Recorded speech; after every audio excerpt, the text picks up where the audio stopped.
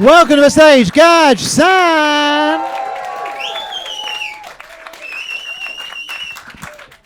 How you doing, everyone?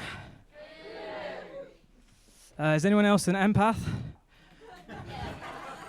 Just me? Because I can actually read the room right now. I think 50% of you are looking at me thinking, Poundland David Blaine. 50% are thinking, purple rain, purple rain. But the more refined of you are looking at me thinking, ding ding ding ding ding ding ding ding ding ding. So I'm actually Sri Lankan. Any Sri Lankans in tonight? Mum?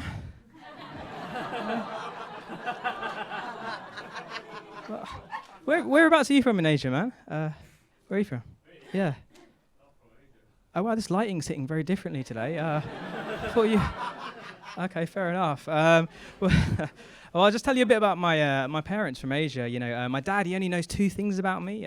One, that I like Pokemon, and then two, that I like stand-up. So whenever he sees me, all he says is, when are you going to evolve into Ramesh Ranganathan? It's really nice.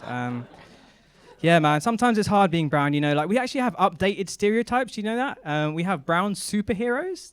Yeah, you don't believe me? All right.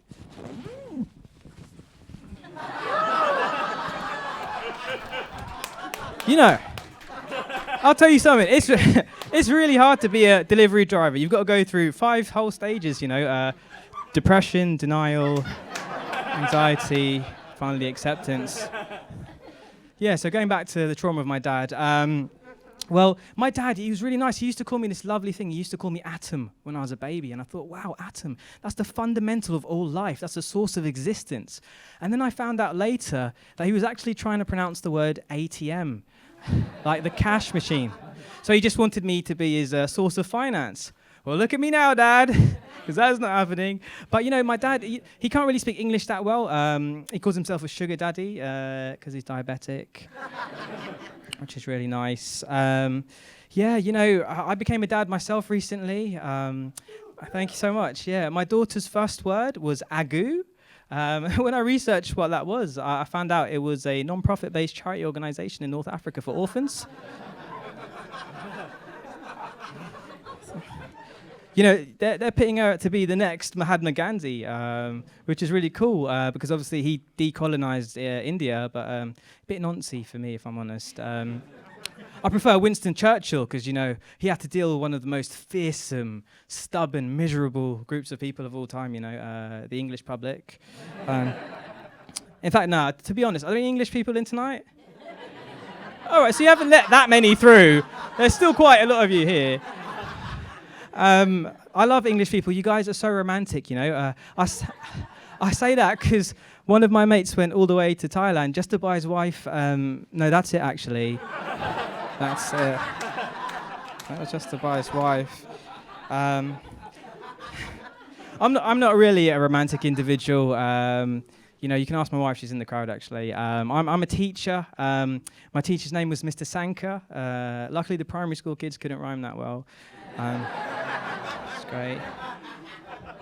They're really sharp, though, primary school kids. You know, one primary school kid came up to me once and he said, Mr. Sanka, in chess, do you prefer to play with black or white people? I said, I don't see colour. And then he said, how the fuck do you play chess then, you twat? I had to expel him, you know, because that is the great power of fascism that you get as a teacher, which is lovely. Love that. Yeah, but being a teacher, you know, the kids are really nice, actually, most of the time. They let me play football with them. They call me the Muslim Haaland. Halaland. Better than one that they used to call me, Osama bin Teke. On the back of my shirt, they gave me the number 9/11. You know, when I was about to leave, they said, look, all right, what do you want from us, you know, like this as a parting gift? And I just said, like, honestly speaking, I just want to be 6'4", white, have blue eyes. And they said to me, okay, we'll give you the starter package, which is a gilet. But this gilet is a bit weird. I don't know if...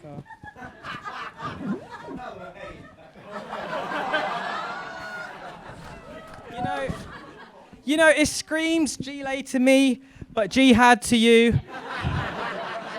I know. And it's really nice when schools are inclusive of your religious beliefs, especially when you're not even fucking Muslim. I'm a Hindu. We believe in reincarnation. So, like, in your next life, you could come back as a table. Or, like, Christianity is another great religion. It's another great fake religion, sorry. Because like Adam and Eve were obviously the first two contestants on Love Island. And the traitors, obviously. I have a little gripe with Christianity, though, because it's so against homosexuality. But it says in the Bible, and then Jesus stared at us with his heavenly gaze. So either that means he stared at us, or it's more likely referring to the 11 twinks that used to follow him around. Not including Judas, obviously, because he went both ways. But you got that, thank you. But yeah, Islam's another one, right? When you die, you get 72 virgins. Like 72 virgins in one room seems like a trafficking scheme to me, personally, I think. And also that ratio is crazy, isn't it? 1 to 72. That's like pigeons to bread ratio, You think migration's a problem this way, but this way, whoa. I don't know if we're getting in, guys. To be honest with you, it's pretty tricky. And also women, like, what do you guys get? When you die, do you get the same in reverse? So when you die, you suffered your whole life here, you go up there, and the first thing you see is 72 male virgins? No one's dying for that. We got 50 virgins in here tonight, including me, and I'm a dad. It's crazy, man. I think wherever you go, there's always a problem. Like, I used to live in Japan, and they had this beautiful philosophy. It was called wabi-sabi, and it means the perfection of minimalism. So you go into a house, and there's just a futon and a TV, right? And in the UK, we've got such a lovely phrase for this. It's called being on benefits. It's a really nice phrase. I think it's really hard to be an ethnic man sometimes. No one really gives us eye contact anymore. The only people that give us like loving and meaningful eye contact are racists. But a racist did save my life the other day. I left the gas on in the kitchen, and if he didn't tell me to fuck off back home, so that's really nice. Guys, before I finish off, I wanted to do this for my daughter, and I need your help. Can you help me? All right. So here we're gonna. I just need you guys to provide me with some sound effects. All right, here we go. So. Oh, wow, sounds good. Dear darling Sivy, that's my name, my daughter. You're gonna find visceral forms of happiness in your life. One of them would be when you listen to a beautifully harmonious choir singing.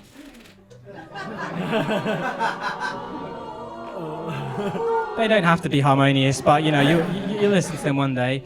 When you get older than that, you're going to find out that you have your first ever best friend, and you'll talk about all kinds of topics, such as science. Yeah, they might have schizophrenia, but that's okay. But sometimes you have to realize that there are also trials and tribulations in your life. Like when you get older, you're going to care about your personal appearance, and you'll find an overzealous, overbearing personal trainer who will give you positive affirmations such as maybe you'll get more than one personal trainer. Who knows? Sometimes you may even have to face the fear of someone dying. Someone very lethargically dying. But I just want you to know, my dear darling Sivy, that in this broken world, we will always love you. Thank you very much. Gaj San.